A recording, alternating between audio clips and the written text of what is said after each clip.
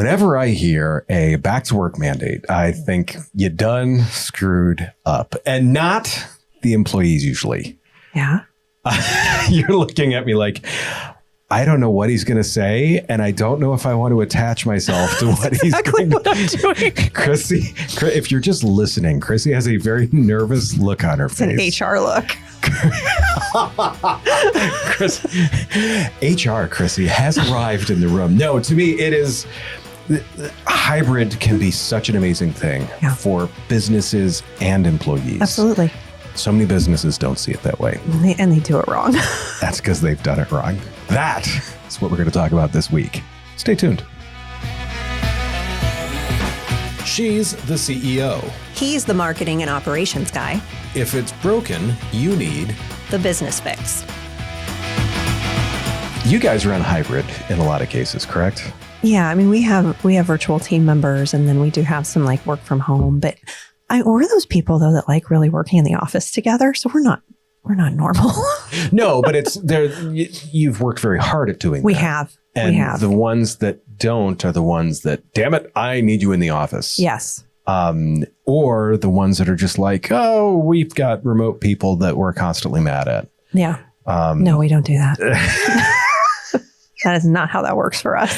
And it's funny because to me, I like people like, oh, the energy of the office. And I get how some people like that. Mm-hmm. I am not one of them. No, it depends for me. A week. My problem is I am the guy that's going to stop by your desk and have a chat for 20 minutes. Yeah. I'm the guy. I am that, even in my own company, I am that guy. Oh yeah, I know. I am too. Distracts my employees for 20 minutes. And like, hey, they're like, I kind of want to get stuff done. And I'm like, no, I'm going to stand here and talk. I need to talk to you. Right. We're going to build a relationship. 100%. Then they're looking like, can I? Right. They get this look like they're going to jump out the window. Mm-hmm. Thankfully, I mean, like most of the time, like the studio here is on the first floor. Yes.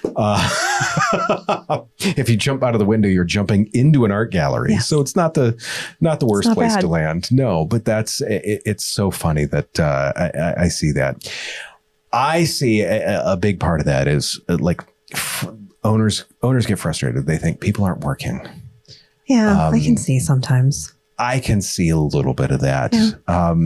They're like, they can't work if they're not in dress pants. No, they can. I promise. Same. There's, I mean, not to give graphic visuals here, but there are many times when I'm sitting in my underwear, like, hey, I'm going to work on something. I'm going to work on my work. Right. Yeah. Right. I get it. Right. I'm like, if you get an email from me, just realize it could have been typed in my underwear. I remember a few years ago, we were all working in our underwear. 100%. Because no one could go to the office. So. No, correct. So to me, I want to talk about like why hybrids fail. Yeah. I see so many of the office mandates, and I realize in big companies, oftentimes it is a cleansing. They are looking for a way to get rid of people. Well, and you spend hundreds of millions of dollars on a new building, like you're going to freaking show up. Right. They feel this need. That, you got real estate you got to deal with. Yeah. Right. You need to be there. But really, we want to talk about this from a small, mid-sized business angle on the piece to that. First off, I mean, you guys weren't always hybrid. No. We're not. Everyone shows up. Right. And as most businesses were. And I mean, there was a necessity to do that, especially when you started in the business, when you were a toddler. Yes. Technology did not allow for a hybrid work environment. Correct. I mean, I'm old enough to remember digging through catalog racks. Yes. Thousands of pages of book. Why? I mean, was it terrifying for you to go hybrid? Why was it terrifying for you if it was? Like, why do most CEOs see an issue with it? Is it a lack of trust? Is it that, like, I want to be able to know what's going on with I want to look over and see that, like, oh, Carol's reconciling. That makes me just feel so good about Carol reconciling today. I need to see the person doing the things to know that they're doing the things. Right. I don't think it's even like, to me, hybrid's like just a given. Like most people have the capacity. I mean, unless you're working on like a manufacturing line, like if you're in B2B services, if you're in knowledge work, you are probably already a hybrid worker. So it just, you should be. So I don't think leaders are really afraid of hybrid. I think they get more afraid of like a fully virtual. But at the end of the day, Josh, it's really about them being afraid of losing control. I wholeheartedly, I couldn't agree more. Yeah. So, I mean, it's what I've seen before. It's not a hybrid problem. It's trust, training, and tracking problems.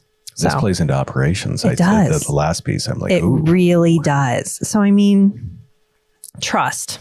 This is trust. Duh. It's really what I want to say. Trust. Duh. All right.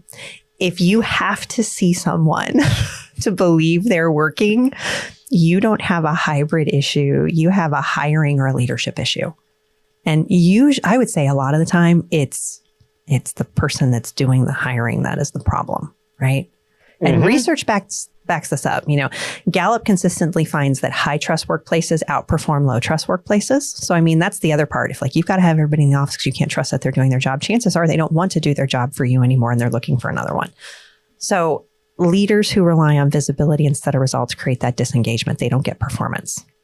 So I have one simple statement about trust. Go ahead.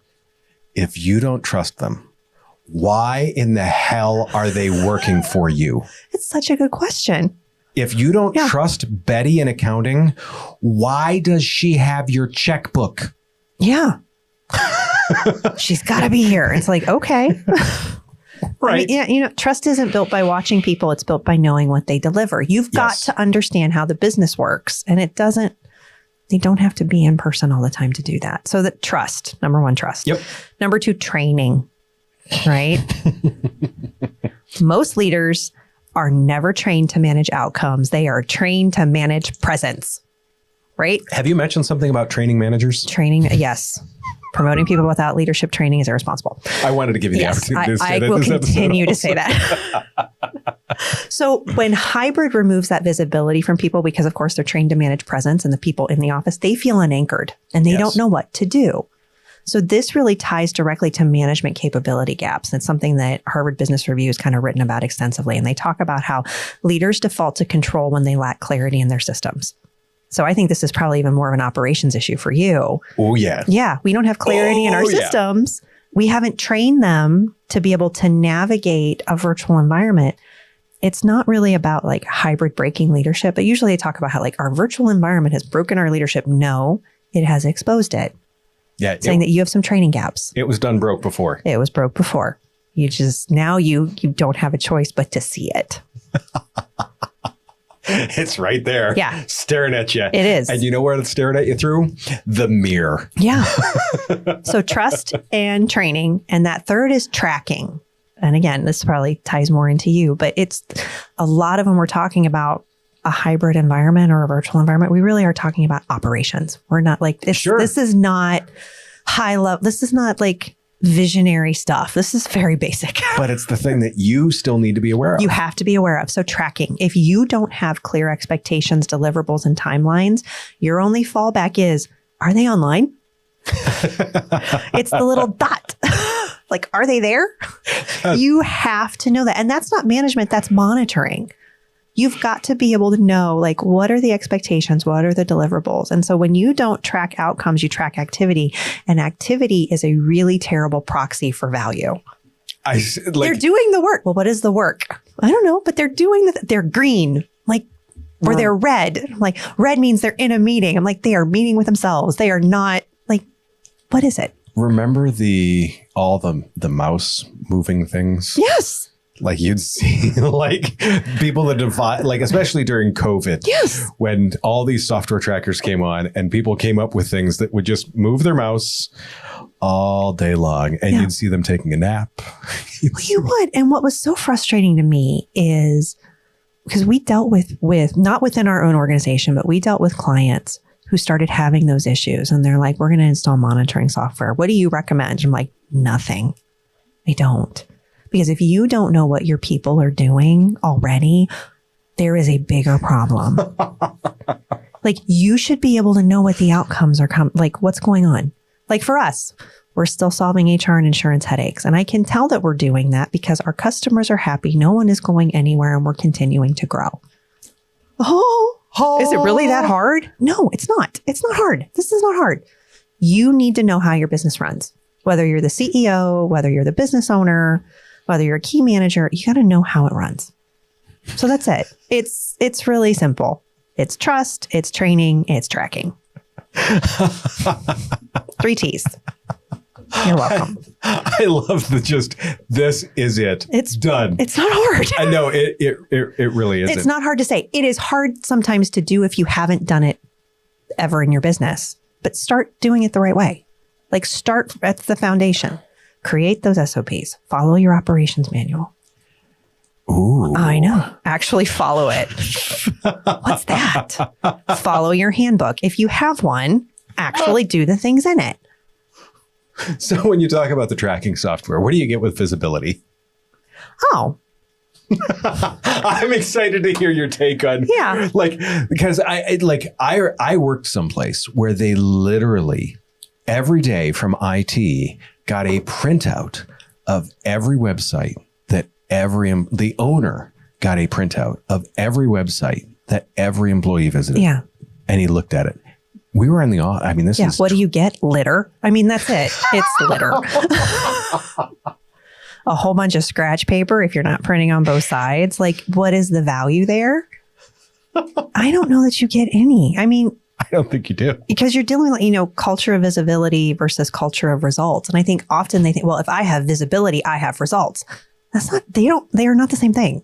No. They're not. No. So I would say, visibility doesn't always equal value. So here's one thing I will say though, like visibility bias is real as far as it relates to like people getting promoted. Mm-hmm. People being seen in an organization, like there's that visibility bias. And I'm not sure it's something that can easily be changed simply because it's human nature and we've been doing it since the dawn of time. Yes. We fixate on what we see. If we see it, it's real. I mean, it's really how we wire, but we can ask ourselves questions and be conscious. So I will say this, visibility does not always equal value.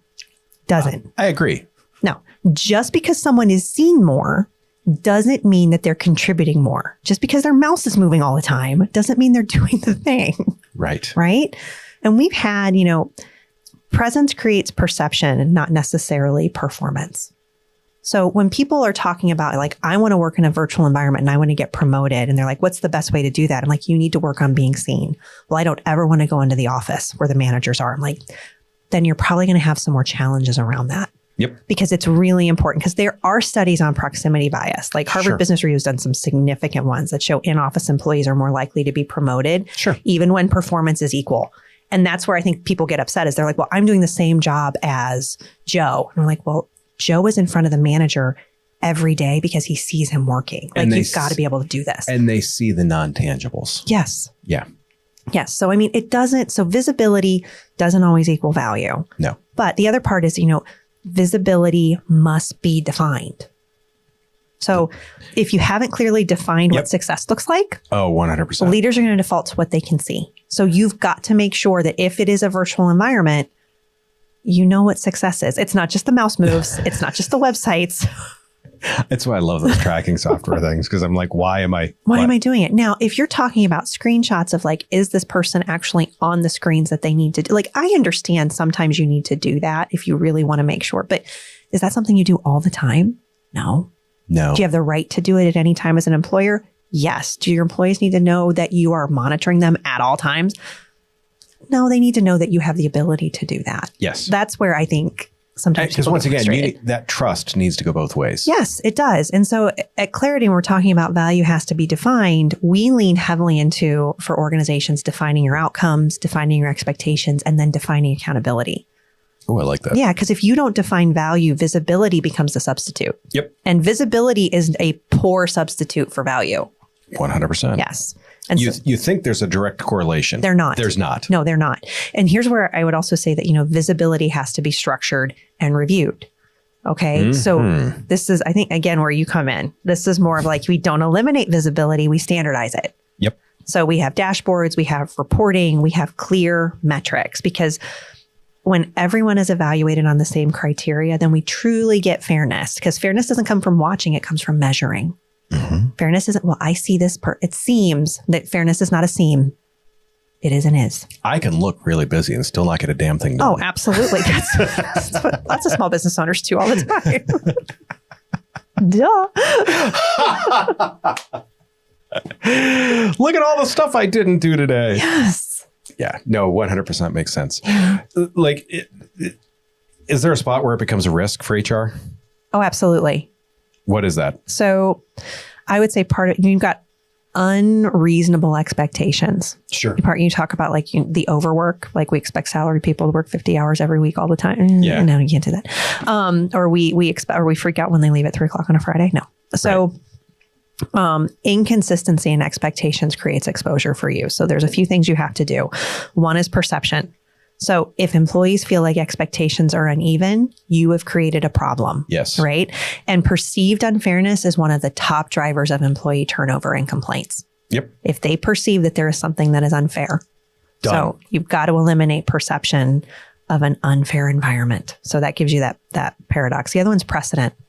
And this is where like we talk about consistency. Consistency gives you that precedent. If you allow flexibility sometimes for some people and not others, you're creating a precedent that you may not be able to defend. Yep. We only give so Jessica is allowed to leave at 2:30 because she needs to get her kids off the bus every day. Betty needs to leave at 2:30 for a doctor's appointment. No, Betty cannot leave. She has to take PTO, but we'll let Jessica do it all the time. Same job, same salary. That's a problem. That's a big problem. You've got to create some cadence around it, or document why you're doing it or what's going on. So if you create that precedent, you can't be able to defend. So legal risk answer, inconsistent treatment and unequal expectations. Do not set those precedents. Yeah. 100%. And then the third is that protection piece. And this is, again, documentation and consistency, because you've mentioned documentation before. A lot of times. Yes, documentation is not bureaucracy. It is protection. And documentation protects the employee and the company. I saw a YouTube video the other day where they looked at how many phone books it takes to stop a bullet. Oh, how many does it take? I didn't watch the whole thing, but the question to me kind of, as soon as you said the documentation thing, I thought, protect yourself in paperwork. You do. You need to. Build yourself a fort. Exactly. And what I would say too. You're picturing it now, aren't you? HR fort. So the HR fort. The HR fort of documentation. That sounds really important. That sounds like absolute hell.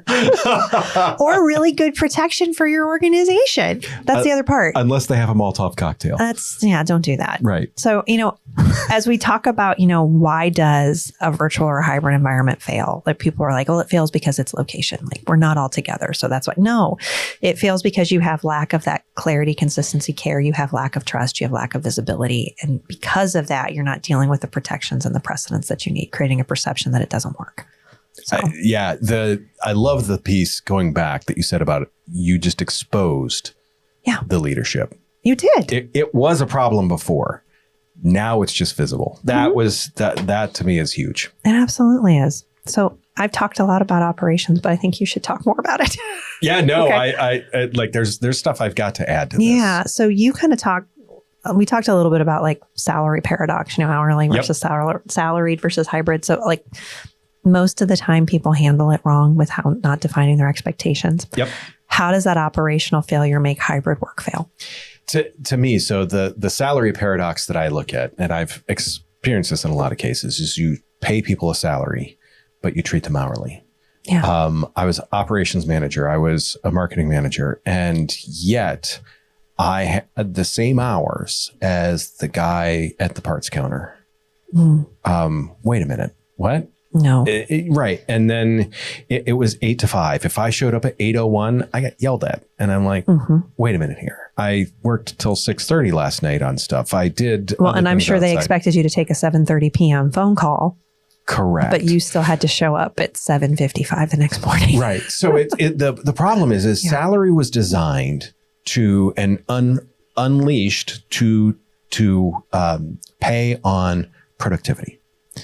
It is now paid the same way as on presence.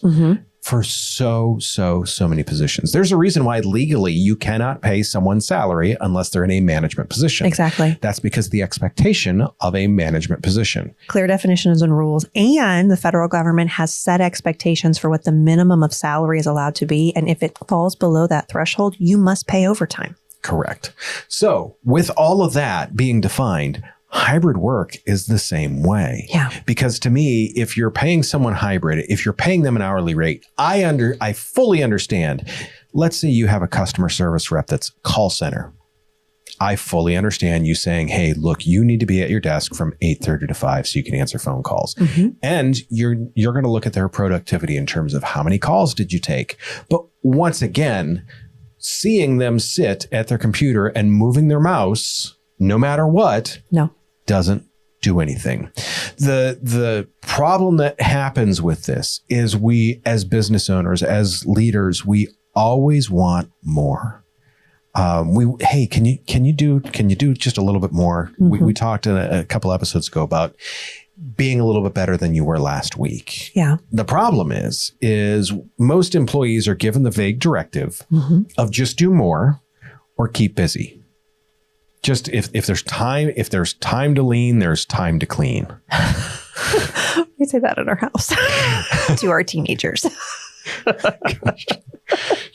Some days, like when I like the mission statements, the things like that, your house, I mean, is vastly different than mine in terms of how it is run. I love that you think that. You should come visit sometime. No, You'd be mortified. Like, this is what they do.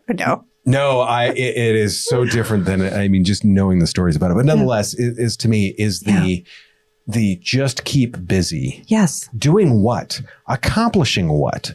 I've seen it so many times where, and it's the problem is this is a failure of leadership. Mm-hmm. Just do more. You see stuff around, just do it.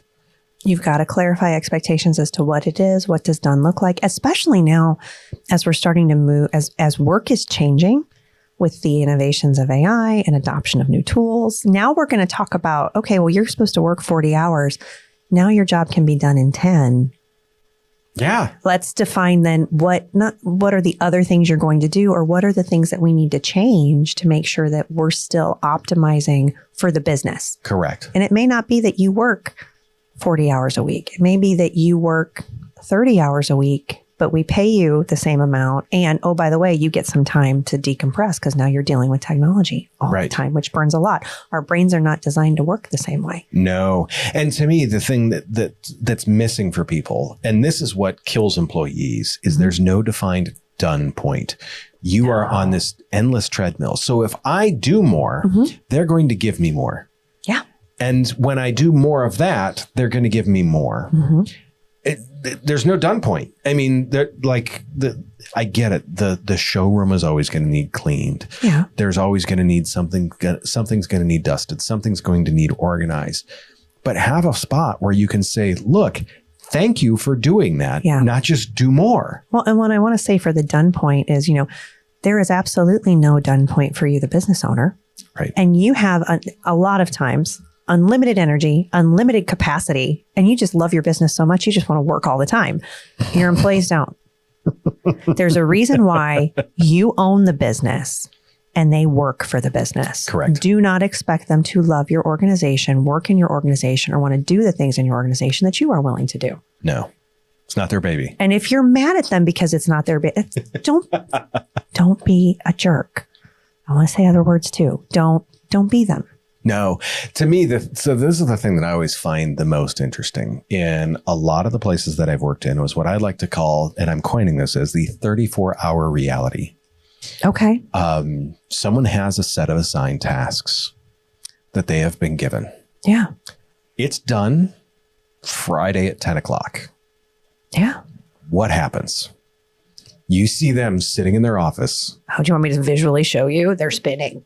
Right. They're spinning in their chair. They're on their phone. They're scrolling Instagram. Right. They are pissed off that they are sitting in the office for a day that they do not need to be there. They have their head on their desk. Right. And this to me on the hybrid side of it is a huge issue when you are starting to look at that visibility. Yeah. Because once again, why does the person need to sit there for 4 hours moving their mouse when they are not doing a damn thing related to your business? And they're like, hey, can you do no, don't give them at that point. We're going to do more training. We're going to do more networking. We're going to do more this. We're going to like, no. Once again, I'm going to go back. You're moving the goalposts you're getting do more, keep busy. Yeah. That's all you're giving them. Yeah. That's why people totally check out with this. Or structure their day differently. If you are hell-bent on them being there in the afternoon on Friday when they don't have enough to do, you've got to figure out how to change the work week around so that you can get the things that you want. Yep. To me, how do you avoid some of these things? Well, operationalizing list and dates. Yeah. What is required of you by when? Yeah. If you manage the task and when it's due, if it's done by the date, what else do you want? Exactly. If you say, hey, this needs to be to a client by Wednesday and they get it done on Tuesday, what do you need them on Wednesday for? Exactly. Other than just do more. No. Just get the stuff done. To me, every role has to have that clear list of deliverables with hard expectations. It is done by 10 o'clock on Tuesday. It's here. It's funny. We're just bringing on someone else and I'm in talking with this person. They've typically worked hourly and I'm like, you're going to be on a production-based basis. Mm-hmm. If you get it all done on Monday, great. Yeah. Check your email every day. Beyond that, have a great week. Exactly. Because once again, I don't care when it's done as long as it's done on time. I don't need them sitting there because I am managing. It's tougher initially, but once you get there, it is so much easier to manage expectations than it is to manage minutes. Yes. It is not my job to manage dates. It is not my job to manage time. No. It is my job to manage output. Yes. If you're not managing that output, you have come across that coach correct or cut moment. Yes. Go back and listen to that episode if you haven't listened to it. Hint, hint, wink, wink, nudge, nudge. The other thing like I said, if you are saying do more is a recipe for less, because once again, as you ask for more, people are going to be like, oh, they want more. Well, I'm going to stop doing more. I'm going to slow down. Right. So that way they don't ask for more. 100% capacity leads to quantity over quality. Yeah. They get burnt out. 100%. If you don't give people a finish line, they will stop running. I do not have any Forrest Gumps working for me. They aren't just going to keep running. No. I have to hey everyone, this is a 5K. Yeah. Hey, we're walking around the corner. Yeah. Hey, maybe this is a marathon. This is going to be long and difficult. This is not run for 5 months straight. No one wants to do that. No, they can't. No, they can't. The thing that I see is one of the reasons why it doesn't work too is people like, well, we need this collaborative environment. How many meetings have you been in, Chrissy, where it's passing out information? This could have been an email. So this 100%. So this could have been an email meeting. 100%. I'm working with someone right now on this very specific thing where I'm like, look, the next meeting we have, we're not going over things that you've typed out. Yeah. We have those 2 days in advance. Yeah. And we will discuss those things. If it is not brainstorming, I generally don't want to have a meeting. Like when we do a leadership team meeting every week, and in that there are problem solvings, there are action steps, there are to-dos. I think one of our first episodes was about meetings. We talked about to-dos to to-dones and all the things. And 90%, I would say 80%. I think 80% in our office, like if it's not brainstorming or we don't do just information unless it's state of the company. And even then Correct. This is the direction we're going. This is what's happening. And we're having this conversation because if there are questions, we need to talk about it. Correct. And we need context. Correct. Yeah. To have someone in the office, if you're bringing people, like I remember this as plain as day. I started work for a company. I wasn't there very long, thankfully. My first 4 days, I came into the company. My first 4 days, I had 14 Zoom meetings.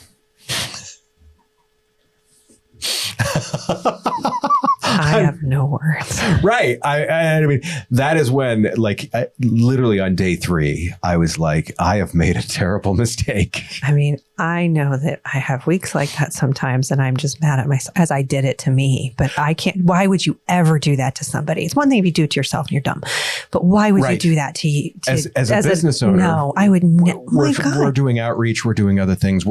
It's different as a business owner. Do you want them to come back? Like, clearly, they didn't want you to come back. No. And I mean, to me, once again, like, office days should be for what I like to call the high friction activities. Those are the things where people need collaboration, SOP reviews, these discussion things where it's tough to interact. And Zoom, the thing that's tough on Zoom is interactions are slower. If someone needs to speak up, there's that half a second delay where you can't be like, oh, wait a minute. What about this? Exactly. Zoom meetings are slower. They don't carry some of that momentum. So if you can have people in for that, do it. Well, it can be hard when you're learning new things or you're doing a rollout of something that's vitally important to your organization. I think it's really important that you have everybody in the room together. It is not necessary for just an update. No. One of my favorite things is what I like to call the home day sanctuary. I know you have the same problem that I do. Is you start working on something, the phone rings. Start working on something, get a message. Start working on something else happens. People walk into my office. Right. All the time. Right. Yes. If someone's working from home and they're getting stuff done, leave them the hell alone. Yeah. Stop distracting them. Stop sending them 10 messages. Stop making them think, how do I have to look productive to this stupid program on my computer? Just let them work. Yes.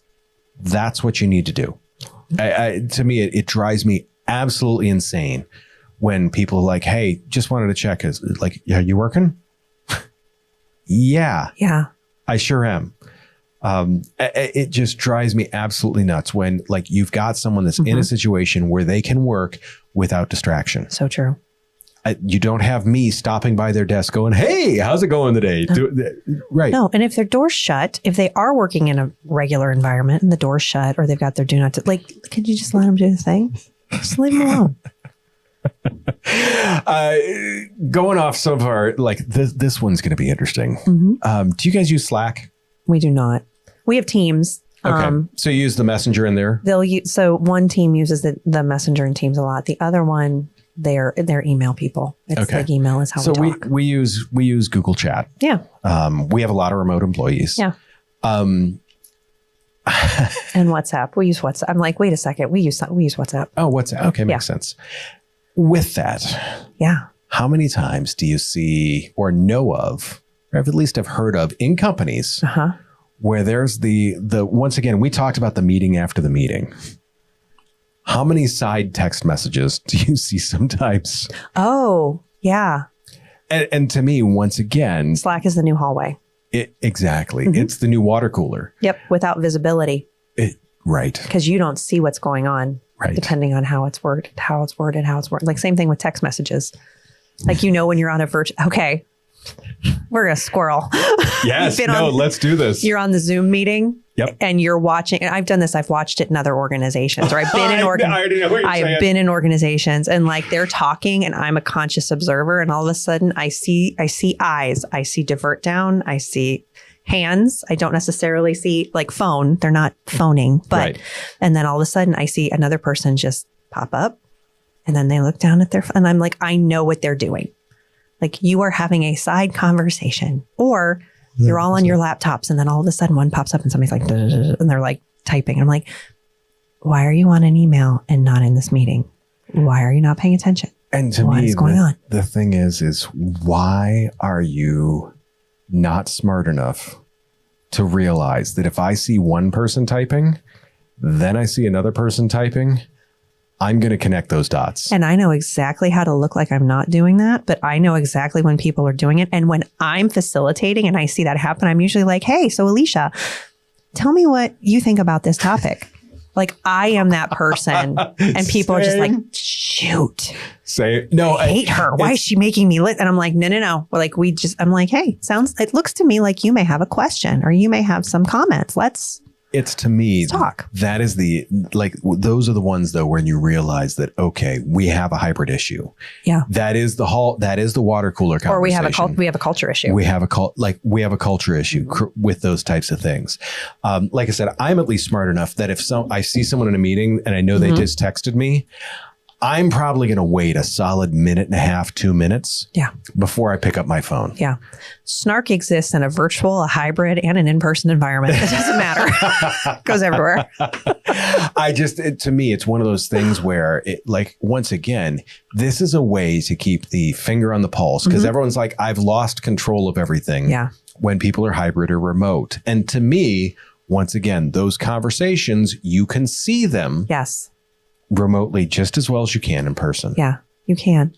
But I would say if decisions happen in those side chats, you're breaking alignment and accountability. So 100%. As a manager, it's really important that if you see that happening, you bring it back together, which again, that's why I'm like, hey, looks like you have something that you may need to say. Or I saw a look on your face. Are you confused? Do you have a question? How can I help? How can I explain this? I don't feel like I'm connecting with you. Trust me, I'm sure the 4 and 5 letter words that they have for me when I'm asking those questions, I don't care. That's why I'm there. That's what I get paid to do. I have called people out before. Absolutely. So Bob, what are you and Denise talking about? Now, if I'm at a board meeting or a networking meeting, that happens all the time and I'm totally okay with it. Usually the ringleader of the text message. But if we're in a work environment, if we're in a facilitative environment, I want your attention. That being said, to me, one of the big advantage that I see with hybrid, you save office space. Yeah. As an employer, as an employee, you've got freedom. Look, that is the number one, when people say no one wants to work anymore. For you. Right. If I've got the ability to take a doctor's appointment at 2:00 in the afternoon without getting 10,000 questions. That's it. Wonderful. That hybrid environment allows that. Now, granted, you should still probably say, hey, I'm going to be away from my desk for that amount of time. Yeah. And flexibility. It's flexibility too. Yeah. I mean, even if you're in an in-person environment, to have that flexibility, that's really the big thing. Have you ever watched through some of your remote workers, have you ever watched that spark disappear or the eyes go dim where you're like, I'm losing them? We're losing them. We're losing them. They're falling off the hook. Yeah. Yeah, I have. And then you got to figure out how to get them back. Like what's going on? Is it a communication gap? Is it a skills gap? Have we talked too long on Zoom? I think that it's really easy to do that. And you can still see engagement. You just have to be really intentional in how that works with employees. So, and we have, there are times where we'll do team meetings and they're a hybrid meeting. We have people in a room and we have people in a different place. And so it's really important that you build that engagement too. But I would say disengagement shows up in behavior before it shows up in performance. So you see it. Yeah. When you start seeing the dimming, that should be your note of what do I need to do? And to me, though, that dimming can be that can be a culture thing or that can be a performance thing. Yeah. And once again, if it's a culture thing, look to see how you're monitoring people. Are you monitoring their performance or are you monitoring their visibility, so to say? Have awareness around it. Yeah. Couple of key actions and takeaways. Yeah. These are going to be interesting. The one is define done. Yes. Let people have that. If you cannot tell your employee exactly what finished for the day looks like, you aren't ready for hybrid work. Yeah. And I would say, in addition to defining done, you have to define the difference between busy and done. Because if your team doesn't know when work is complete, they're going to default to staying busy. Clarity creates completion. Yeah. Don't move the goalposts. Don't move the goalposts. To me, the other one is if you have the salary bias is what I like to say is audit your salary bias. If you are punishing your fastest workers by giving them the reward of more work to do than your slow workers for the same pay. Yeah. too bad. Ever seen that? I have. I see it all the time. I have. And that's why those people leave. And you're like, I don't understand why all the good people left or nobody wants to work. It's because you did it wrong. It's really simple. Usually when you're like, I don't know, I'm like, it's because you did it wrong. But that's okay. Do you want to do it right? Do you want to do it wrong? I would say, in addition, we reward results, not residents. Ours. Yes. Lots of ours. Reward results, not residents. So if person who gets it done fastest gets more work, you're punishing performance. Yep. So it's similar to auditing the salary bias. We don't reward time. We reward impact. Yep. One that I like is the the date and expectation driven management. Yeah. If everyone gets the thing 100% done, give them a reward for that. Yeah. It's done. It's on time. It's delivered well. Great. Let's celebrate. We got it done. Let's celebrate. They got it done. Celebrate them. Yes. Yes. Quick shot. Yep. Camera on or off? Oh, God. Okay. It depends on the meeting and it depends on what they're doing. I am always a strong proponent on, for the sake of understanding, cameras on, because body language is important. It is. And you want to eliminate the sidebar conversations of people truly texting all the time. Make the cameras be on. So collaboration, cameras on. If it's just information, cameras optional. And when I say it just information, like it's a mandated thing that everybody has to be on. Like maybe it's a required government training. So I'm a huge proponent of cameras on because I think it's just really important as humans. So, but don't confuse visibility with value. If you consistently need to coach, then you need to see engagement. I wholeheartedly agree with all that. To me, it's for the most part, I ask for cameras to be on, and it's just, and once again, I feel pressure to make sure that I am delivering value. Yeah. Because this person had to get up, they had to some way, shape, or form put themselves together for this. I need to make this as quick and as painless and as effective as possible. Well, and here's the other thing I say as the leader. Model, again, we talk about model what you mandate, model the behavior you want to see. There is I want people to be engaged when I'm talking to them. So when they are talking, I need to be engaged too, which means as the leader, your camera should never be off. Correct. Ever. Correct. Like there has to be a significant reason as to why your camera is off. Like you're like in the hospital and you got to take a meeting. I have done that once. Same. It's in the hospital. I'm like the emergency room. Not with me. Not me. Wasn't me. I was there with somebody else. But yes, that's it. Like you do not, your camera's always on because you need to be you model what you want to see. The hospital was upset with me because I put my shirt on.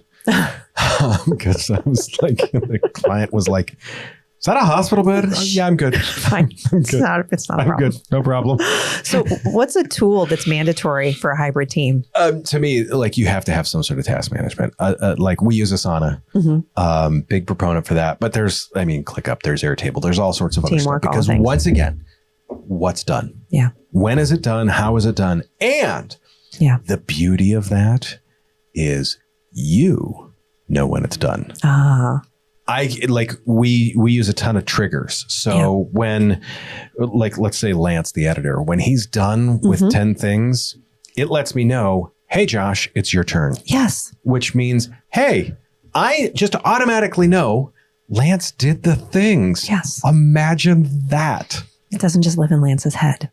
Correct. I know it's all. So to me, you have to have a tool for remote workers that tracks, once again, productivity. Yay.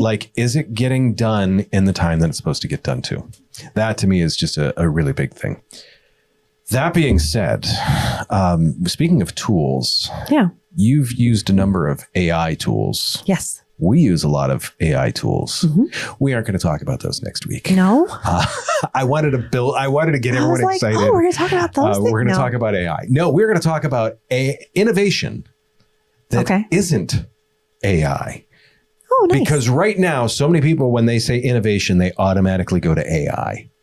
I thought, you know what? Let's talk about making sure, I love that. If everyone's innovating through AI, that's not innovation anymore. Yeah. You're just following the trend. So guess what we need to do? We need to talk about how you're going to innovate besides AI. Oh.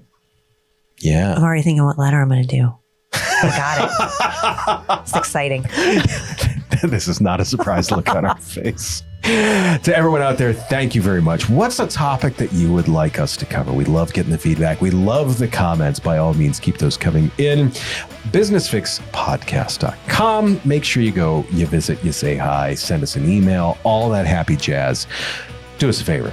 Take care of yourself. If you can, take care of someone else too. We will see you very, very soon.